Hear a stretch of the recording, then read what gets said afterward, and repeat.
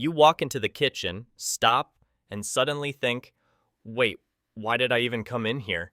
It feels like your brain just hit the delete key on your last thought. Don't worry, you're not losing your mind.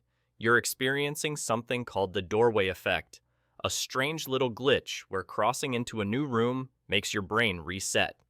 Today we're going to uncover why this happens, why it affects everyone, and how you can outsmart it. If you enjoy discovering these sneaky tricks your brain plays on you, hit like and subscribe before you forget. And let's be honest, you probably will. So, what is the doorway effect? The doorway effect is one of those brain quirks that feels like a prank your mind is playing on you. Picture this. You're in the living room, you think, I'll grab my phone charger, and you head into the bedroom. 2 steps in, you freeze. The thought is gone. You stand there blankly, scanning the room like it's hiding the answer. That's the doorway effect in action. So what exactly is happening? Psychologists discovered that walking through a doorway can trigger a kind of mental reset.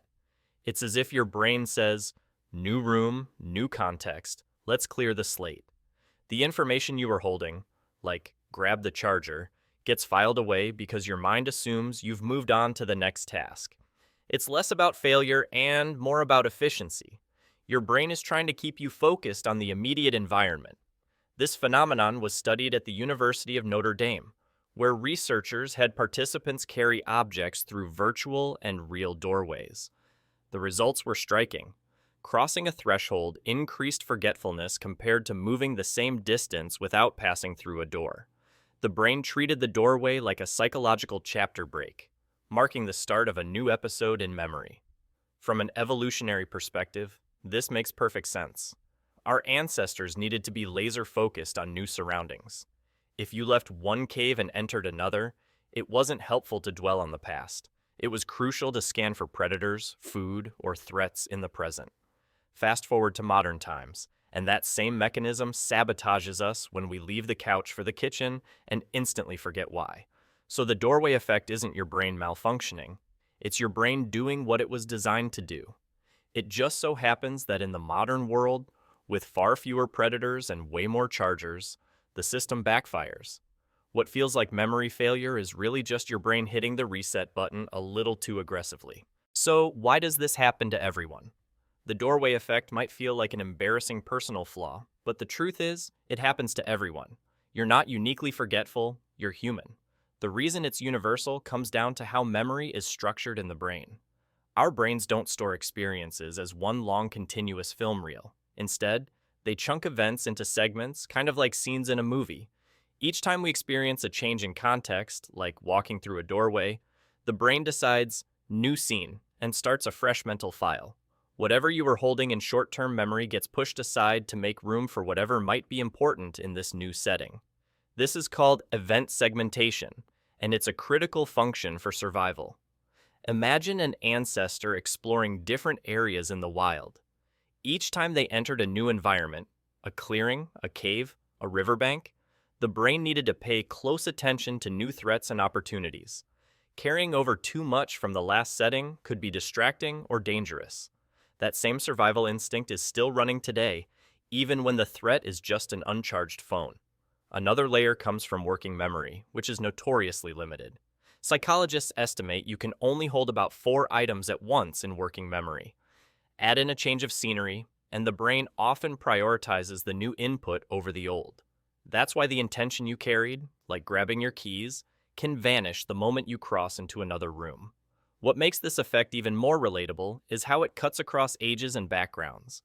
Young or old, organized or scatterbrained, everyone experiences it. Even people with excellent memory aren't immune.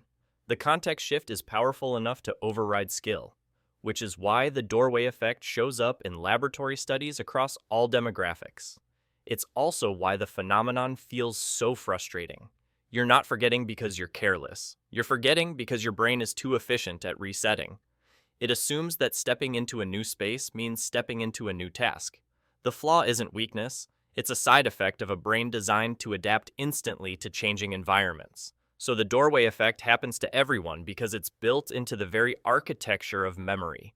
It's not just a quirk, It's a feature that evolution coded into us long before kitchens, bedrooms, and missing chargers existed. Plus, look at everyday examples. The doorway effect isn't just some obscure lab phenomenon. It sneaks into daily life in ways we all recognize. Think about the most common one. Going into the kitchen. You leave the couch thinking, I'll grab a snack. But by the time you're standing in front of the fridge, your mind is blank.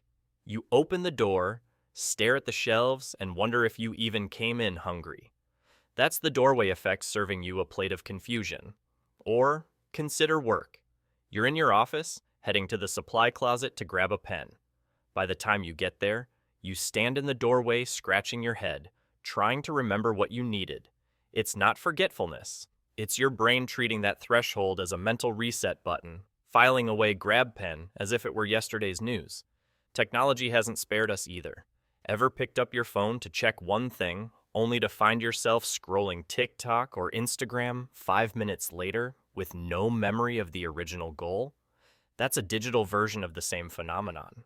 The home screen acts like a doorway, and your brain, overwhelmed by new cues, ditches the original task.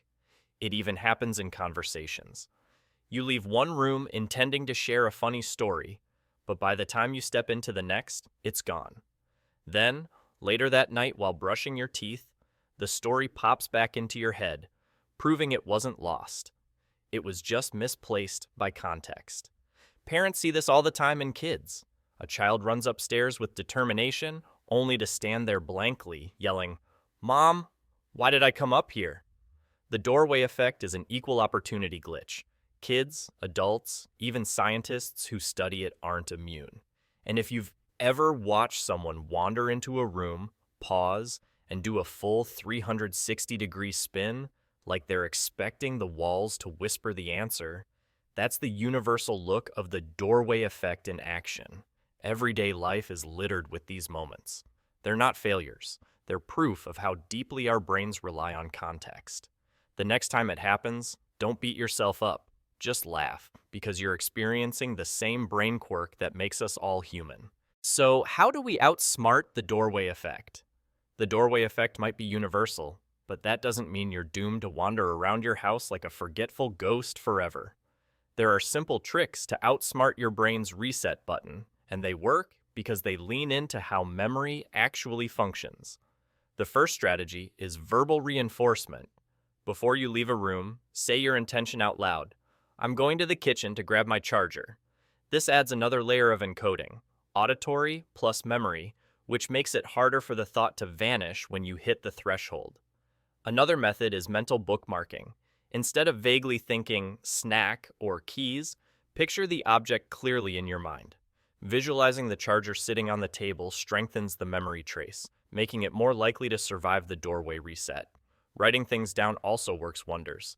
Keep sticky notes, a small notebook, or even a notes app handy. The act of externalizing the intention creates a safety net.